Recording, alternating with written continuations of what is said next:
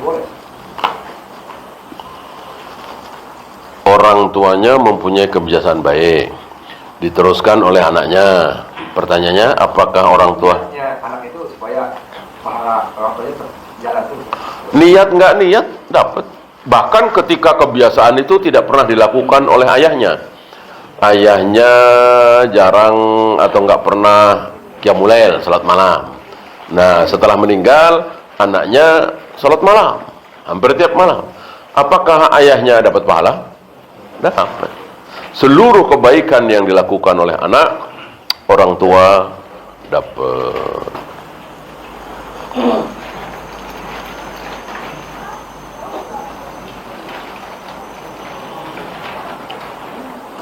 Bagaimana sholat berjamaah di rumah bukan di masjid yang diwakafkan? Pertanyaannya apa? Sah? Kalau jawabannya berjamaahnya sah apa tidak? Tentu sah. Apakah dia punya keutamaan seperti sholat di masjid, satu langkah menghapus dosa, satu langkah menaikkan derajat? Tentu tidak. Ini kan bukan masjid. Berarti keutamaan masjid tidak ada. Sholat tahiyatul masjid nggak ada. Ya, itikaf nggak boleh di situ. Adapun sholat berjamaah sah. Tentu bukan yang terbaik. Yang terbaik ya wakafkan dulu dan dibangun masjid. Nah, membangun masjid ya tidak harus dengan model tertentu. Yang penting tanah wakaf dan siapapun boleh berjamaah di situ, sholat di situ.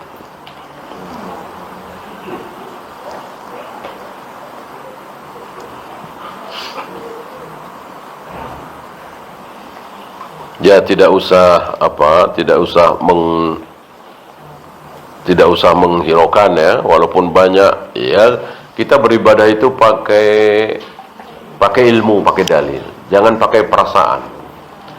Kalau pakai perasaan barangkali banyak yang dengerin salawat bid'ah itu meneteskan air mata, apalagi suaranya bagus ya kan?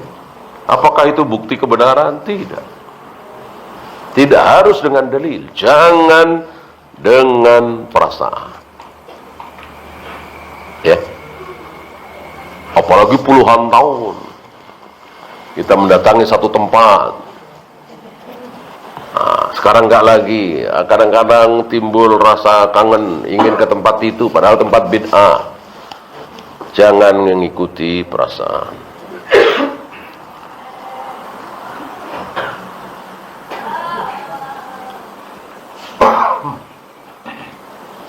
Yang benar itu Nabi memboncengkan Mu'ad atau Nabi dibonceng? Nabi yang di depan ya, Radfan Nabi ya. Artinya Mu'ad bin Jabal di belakang, Ibnu Abbas di belakang ya. Itu beberapa riwayat di mana beliau berboncengan dengan sahabat.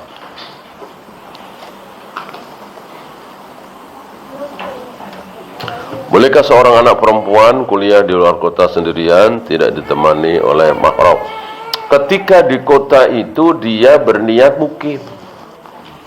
Ya. Karena yang harus bersama mahram kan safar. Sementara dia sudah niat mukim di Jogja misalnya. Ya sudah. Asal nanti pas pulang ke Jakarta harus dijemput, harus bersama mahram. Ayahnya, abangnya, dan seterusnya.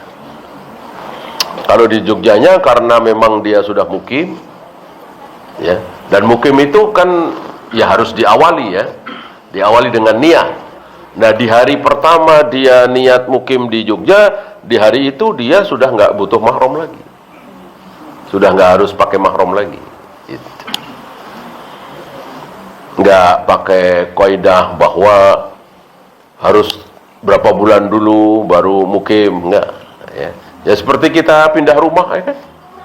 Pindah rumah dari Jakarta ke Surabaya, di hari pertama di Surabaya ya tentu kita sudah mukim, enggak kemudian nunggu berapa bulan dulu. Nah sebaliknya sudah 2 bulan setengah, tapi memang nggak ada niat tinggal di situ, mau balik lagi ke Jakarta. Ya tentu 2,5 bulan di Surabaya safar, belum mukim.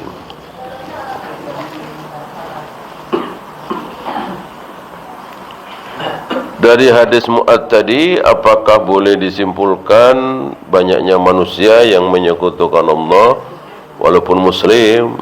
Kenyataan memang seperti itu. Kenyataan memang seperti itu. Ya, kita tahulah, kita melihat yang betul-betul bertauhid dengan yang syirik banyakkan yang mana. Yang bertauhid saja banyak dari kita, tauhid rububiyah paham, tauhid uluhiyah paham, begitu asma wa sifat nggak paham. Dan itu tokoh, ustadz, kadang hafal Al-Quran tapi nggak terima kalau Allah ada di atas. Apa terganggu tauhidnya? Jelas, padahal ustadz, kiai, haji nggak terima kalau Allah menciptakan Adam dengan kedua tangannya, nggak terima kalau Allah menghadapkan wajahnya ke wajah orang yang sedang sholat, nggak terima kalau Allah membolak-balikkan hati manusia dengan 2 jarinya, nggak terima. Padahal itu kata Allah, kata Rasulullah. Aneh kan? Gara-gara syubhat.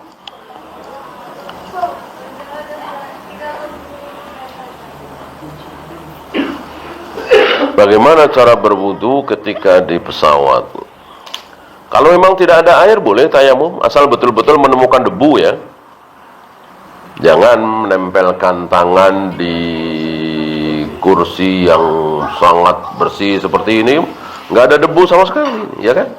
Ini nggak ada debu sama sekali, mungkin di luar, ya kan?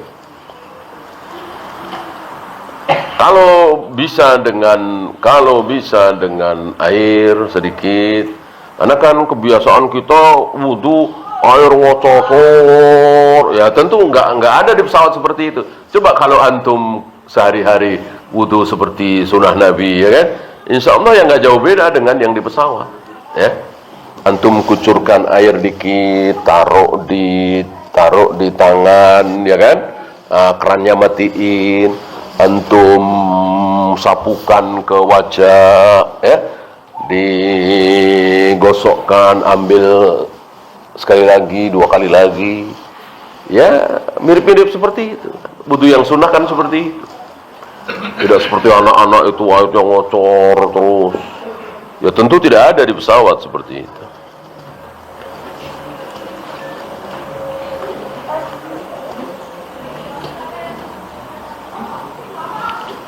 Apakah termasuk bid'ah jika saat yang lain sholat qobliyah Jumat, namun kita niatkan sholat sunnah menunggu imam naik mimbar?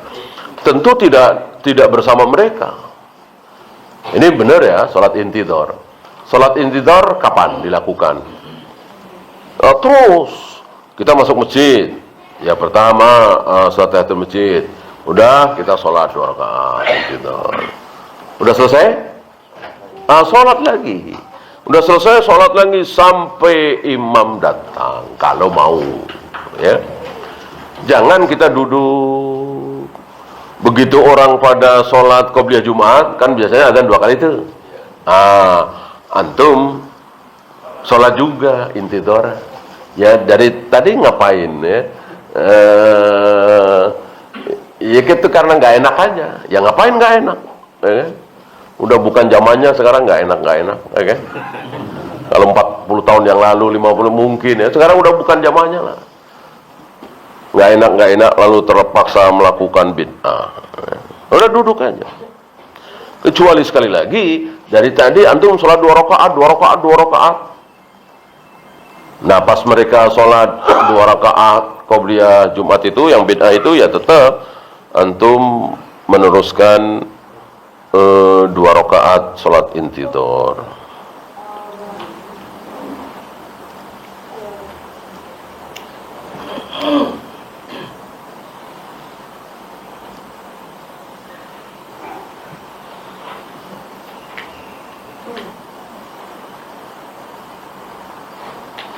Bolehkah mengucapkan ya Nabi salam alaik? Jangan ya.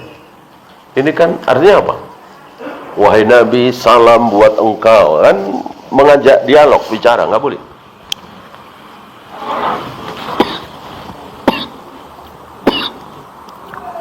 Nabi sudah wafat, tidak boleh diajak dialog. Bahkan Ibnu Mas'ud saja mengganti. Assalamualaikum ayuhan nabiyyu wa rahmatullahi wa barakatuh. Dalam at-tahiyat itu diganti oleh Ibnu Mas'ud setelah Nabi wafat, diganti dengan Assalamu ala nabi. Assalamu alaika, ka engkau, diganti dengan Nabi.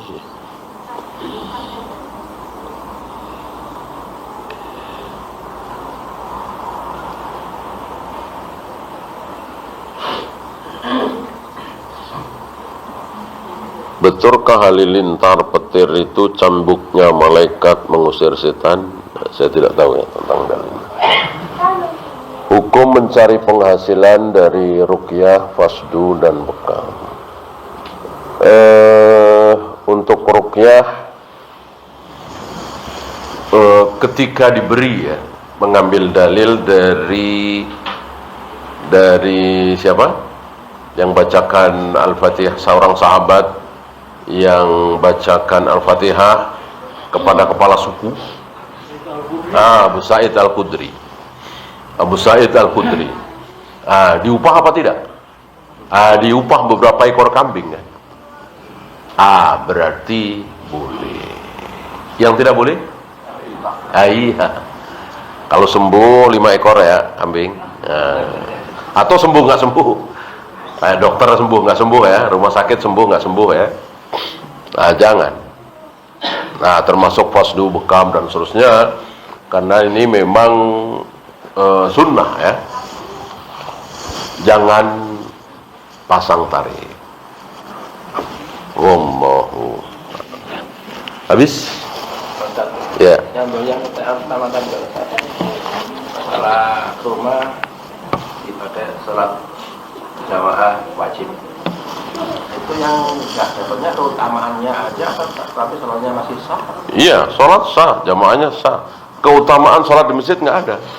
Kan dapat 27 derajat. Enggak lah. Nggak ada. Jadi sama dengan sholat sendiri di rumah aja itu.